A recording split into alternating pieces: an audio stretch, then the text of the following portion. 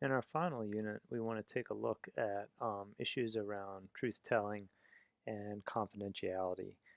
We've touched on this quite a bit in informed consent, but we're going to take a deeper dive, particularly in this lecture, about how we can understand some of the dimensions of truth and lies. So your chapter begins with a definition of professional secret. And this is knowledge that, if revealed, will not only harm the professional's client, but will also do serious harm to the profession and to the society that depends on the profession for important services. So I think this is going to connect particularly in the next lecture on confidentiality. But I think it's interesting to frame this not only in terms of healthcare and patient relationship, but larger concerns about the healthcare profession and how that healthcare profession is seen in wider society. So here's a focus question, and we'll talk a little bit about placebos in the final slide here. Would it be ethical to administer a placebo to a dying patient in severe pain when there is no availability of an effective medication for a period of 12 hours? So we'll talk more about what placebos are. The placebo in Latin means I will please, but it is a look-alike pill. It does not have the actual chemical attributes to make a change. Sometimes it can simply be a sugar pill. So we'll look at that in a little bit. So let's first talk about the ethical demand for truthfulness. And your book kind of sums these up in two clear demands. One, do not lie, and we'll talk about what that means. And then second, you must communicate with those who have a right to the truth. So we're going to see that the context of truth-telling is important.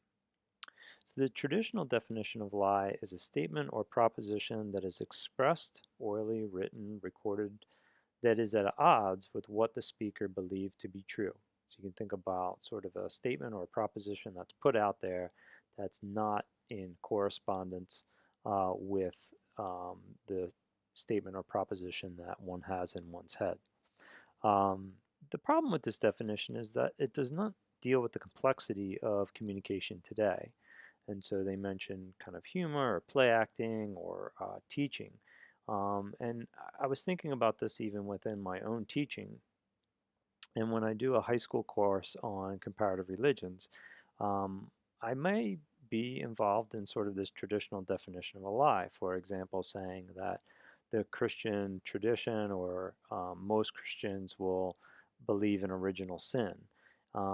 Recognizing that that's not actually in correspondence in my head, knowing that, for example, Quakers have kind of rejected the notion of original sin, or that there's kind of exceptions. So it just was my own thinking, in the sense that there are times in which I'm saying something to communicate an initial idea and not introducing the complexity and all the nuances that might contradict that statement. But the purpose is to try to create sort of a educational avenue in which, as we maybe learn more about the tradition, we can talk about those exceptions. So let's get a little bit more specific and try to understand the nature of truth in the context of lying.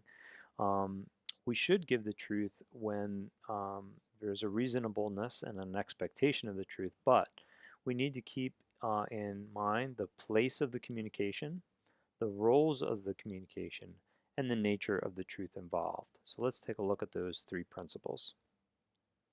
Your book makes the claim it's not a lie to conceal the truth in certain circumstances. So, for example, if the dean of a college or an administrator comes to me and asks about a student progress in my class, versus I'm usually at liberty to give that truth. I understand what their role is in the school, what information they're going to use that for. But this is different if another student comes up and asks about someone else in the class and what's their grade. I'm not at liberty to give that information, given the role of that communicator. We can see this in the terms of healthcare, with physician doing a health history on a new patient. There is a context in which that information should be shared in order to help the person. And yet we know from research that without that context of trust, patients often are not forthcoming about their health history because of embarrassment or other factors. The place of communication is important. So we go back to that same example of an administrator or dean asking for information about a student where normally I would give that. But if it's in front of a class or with other students around, I might, be hesitant to give that information in that particular place. We want to connect this in terms of healthcare with the notion of HIPAA, the Health Insurance Portability and Accountability Act, which was signed into law in 1996. And this is where patients have the right to determine where medical information and to whom medical information will be shared. But HIPAA also applies particularly in terms of places of communication. And I know many of us have seen those signs in the elevators with a reminder not to be discussing patient information in public places like that. I think your book mentions the hospital cafeteria and things like that. I'll just share personally, I know that my father found out about his father, my grandfather's medical condition in an elevator. He was able to piece together what the two doctors were saying, and it was quite upsetting, not the right place to find that out. The nature of truth was another of those three principles, and I just want to bring this into the context of law. The nature of the truth can function either way. The notion of a subpoena, where you have information, you are a witness to something, you might be under penalty of law required to go and give that information, whether you choose to or not. On the other side of the coin, we have what's often referred to as pleading the Fifth. And the Fifth Amendment is a protected area of the law in which you cannot or you can choose not to reveal information if it leads to self-incrimination. So even in law context and in court context, the nature of the truth is important to be distinct, to be divided. Also, the idea of a mandated reporter is something that teachers and anyone in the healthcare um, profession should be aware of. This can be school employees, religious leaders, anyone licensed in the healthcare field, and you probably will get more information, I'm sure, in your training. But anytime you suspect child abuse, you are mandated to report that. They often refer to it here at school as report out and report up. So, particularly coming off cases of the Sandusky and others where it was covered up, we now have legal consequences if we don't report suspected abuse. So we are going to end, we'll talk about placebo in a minute, but this kind of notion of truthfulness involves the right to truth. Back to our first unit, the patient always has the right to information, particularly to make informed decisions. That's a necessary component of informed consent. And we're also obligated to give the truth, particularly when the patient has paid for services. So the example they give here is kind of genetic screening. Blood work has been done, and so the expectation is that the healthcare provider will give full information. The placebo problem is an interesting one in the sense that placebos are sometimes given where it is not providing the medical and chemical reactions that might be expected.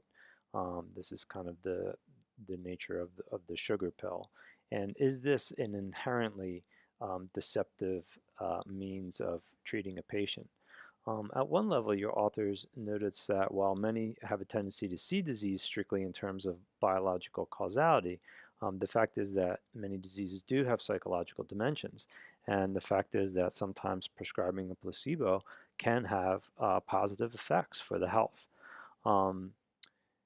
They describe the following statement as one that creates a good ethical balance. If a physician is prescribing even a placebo, they can say, I'm going to prescribe you something that often helps in these cases and has no bad side effects. And in that case, they claim that the physician is not lying and that a placebo can be ethically administered. And, to be honest, I'm not even sure I have my own ethical conclusion there. I just kind of leave this lecture with that question. Do you agree that that is morally acceptable? I think they go on to say it would be worse if they prescribe medicine that they, said could guarantee, health or this will make you better. But I'm not sure that that necessarily solves the problem if that is deceptive or not. So we're going to move into confidentiality next.